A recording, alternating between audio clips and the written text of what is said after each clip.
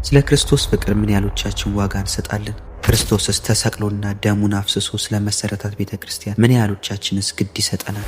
ጥንት ያሉ ክርስቲያኖች የቤተክርስቲያንን ጉዳይ ከዕለት ኑሯቸው ጋር እየተከታተሉ የቤተክርስቲያንን ሕልውና ያስጠብቁ ነበር። አሁን ላይ ግን ቤተክርስቲያንን ትዝ የምትለን በዓላት ሲኖሩና ትልቅ የሆነ ጭንቅ ውስጥ ስንገባ ነው። በጥንት ዘመን ግን ወታደር ክርስቲያኖች እንኳ የሚቀልባቸው ንጉሳቸውን አልታዘዝም በማለት የቤተክርስቲያንን ሕብረት ይጠብቁ ነበር። እነዚህ 5 ወታደሮች የሚያደርጉት ይህንኑ ነው። እኛ ያልገባን የቤተክርስቲያን ሕብረትና ፍቅር ተረተው ንጉሳቸውን በመቃወም ሰማዕት የሆኑ ናቸው። ይህ ጥልቅ የሆነ የመቆርቆር ስሜት ከየት መጣ? እኛስ እንደ ጥንታውያኑ ለቤተ ክርስቲያን መቆርቆር እንዴት አድርገንስ ነው የምንጀምረው? ስለዚህም ነው በዚህ ቪዲዮ የሰማዕታትን ታሪክ በመተረክ እነሱ ውስጥ ያለውን የክርስቶስ ፍቅር ስሜት በመረዳት እንደነሱ ሰላማዊ የሆነ እረፍትን ደማችንን አፍስሰንስ እንኳ ባናገኘው በስራችን ለክርስቶስ ምስክሮቹ ሆነን ለመንግስቱ ያበቃን ዘንድ በውስጣችን አንዳች ነገር ለማስቀረት ነው። እነዚህም 5 ጭፍሮች አርሶፎኒስ፣ ጴጥሮስ፣ አስኪሪዮን፣ አርኬኒዮስ እና ጲልፌዎስ የሚባሉ በዲዮስጲሊዮስ ቅጽር ውስጥ ይኖሩ የነበሩ ናቸው። መኮንኑም ለጣዖታት እንዲሰዉ ባስገደዳቸው ጊዜ እኛስ የንጉሳችን የኢየሱስ ክርስቶስን ትእዛዝ እንፈጽማለን፣ ለእርሱም እንሰዋለን አሉ። መኮንኑም ሰምቶ ተቆጣ።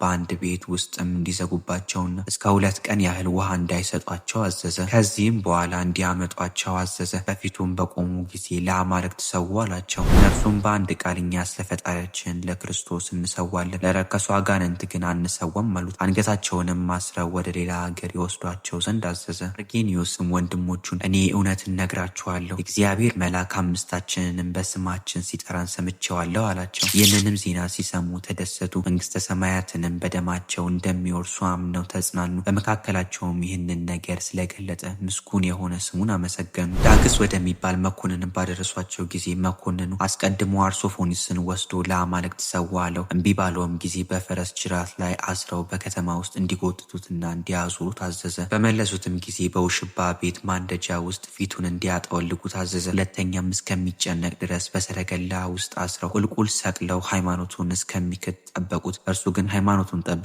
ክብር ይግባውና ለጌታችን ነፍሱን ሰጠ። ሁለተኛም ጴጥሮስን አቀረቡት። ዳክስም ለአማልክት ሰዋ አለው። ትእዛዙንም ባልተቀበለው ጊዜ እንዲያሰቃዩትና እንጨት ተክለው ዘቅዝቀው እንዲሰቅሉ ታዘዘ። ሁለተኛም ምድሩን ቆፍረው ከትከሻው በታች ቀብረው በቅሎዎችን በላዩ እንዲነዱበት አደረገ። ይህንንም እግዚአብሔር እየረዳው ታገሰ። ከጉድጓዱም ባወጡት ጊዜ ከስቃዩ ብዛት የተነሳ ስጋው ጠወለገ፣ መናገርም ተሳነው። በግንድ ውስጥም አስረው ጣሉት። ሶስተኛም አርጌኒዮስን አቀረቡት። ዳክስም ለአማልክት ሰዋ አለው። እምቢ ባለውም ጊዜ እስከሚገሉት ድረስ ያሰቃዩት ዘንድ አዘዘ። ያለ መብልና መጠጥም በተበሳ ግንድ ውስጥ አስረው ዘቅዝቀው ሰቀሉ። አራተኛም አስኪሪዮንን አቀረቡት። ዳክስም ለራስህ እዘን፣ በክፉ አሟሟትም ትሞታለህ፣ ለአማልክትም ሰዋ አለው። ስጋንም የሚገሉትን ነፍስን ግን መግደል የማይቻላቸውን አትፍሩ፣ ይልቅስ ነፍስንም ስጋንም በገሃነም ሊያጠፋ የሚቻለውን ፍሩ ብሏልና።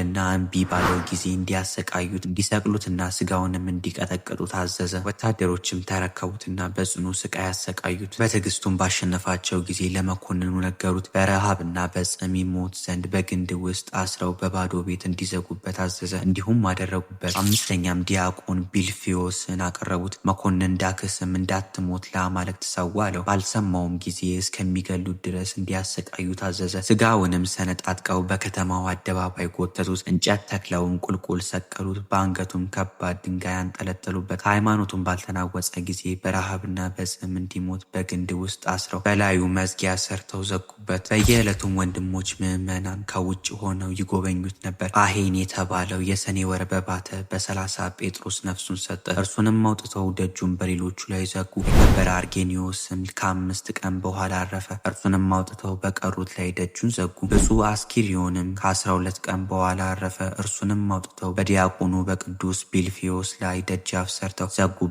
እርሱም የሚያርፍበት ቀን ሲደርስ ወንድሞቼ ታገሱኝ፣ በዚች ሌሊት እወጣለሁና አላቸው። ከ19 ቀን በኋላም በዚያች ሌሊት ነፍሱን አሳልፎ ሰጠ። ይህንንም የክርስቶስ ፍቅር ላጸናላቸው መከራውንም እንዲታገሱ ለረዳቸው አጽንቶና አስጨክኖም ለመንግስተ ሰማያት ላበቃቸው ለእግዚአብሔር ምስጋና ይሁን። እኛንም በገለኞቹ ጸሎት ይማረን፣ በረከታቸውም ከኛ ጋር ትሁን ለዘላለሙ አሜን።